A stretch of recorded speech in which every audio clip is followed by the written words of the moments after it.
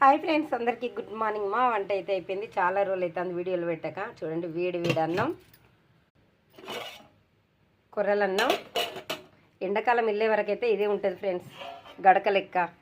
కూరగాయలు అయితే అన్నీ అయిపోయినాయి. ఇంట్లో ఏం కూరగాయలు లేవు ఫ్రెండ్స్. మాకైతే శుక్రవారం మార్కెట్, అందుకోసమనే ఇంత కొంచెం కందిపప్పు ఉడకబెట్టి అయితే ఆలుగడ్డ, ఉల్లిగడ్డ, పచ్చిమిర్చి, కళ్యమాకు అవే వేసిన. మునక్కాయలు అయితే లేవు, సొరకాయ ముక్కలు లేవు, ఏం లేవు. ఇక మునక్కాయలు ఉన్నాయి. అమ్మో, నేను మర్చిపోయినా. మునక్కాయలు రెండే ఉన్నాయి కాయలు, అవి వేసిన. ఆలుగడ్డ అదొకటి అయితే వేసి సాంబార్ అయితే చేశాను ఫ్రెండ్స్. కూరగాయలు లేనప్పుడు ఏం చేస్తాం, తప్పదు కదా. ఏమైనా కూర వండుదామన్నా ఏం కూరగాయలు లేవు. నిన్ననే పప్పు వేసిన కదా, అందుకని ఇవాళ అయితే అదొకటి వేసి అయితే ఇలా సాంబార్ అయితే చేశాను. ఏమంటారు, అవును కదా, అవునంటారా కాదంటారా? కూరగాయలు లేనప్పుడు అదొకటి ఇలా వేసి చేసుకుంటే బాగుంటుంది కదా, చారులాగా కూడా ఉంటుంది కదా. ఓకేనా? మీ వంట అయిందా కాలేదా అన్నది కామెంట్ చేయండి. మా వంట అయితే అయిపోయింది. టైం వచ్చేసి అయితే 10 నిమిషాల తక్కువ 8 అవుతుంది ఫ్రెండ్స్. ఓకేనా? బాయ్ మరి.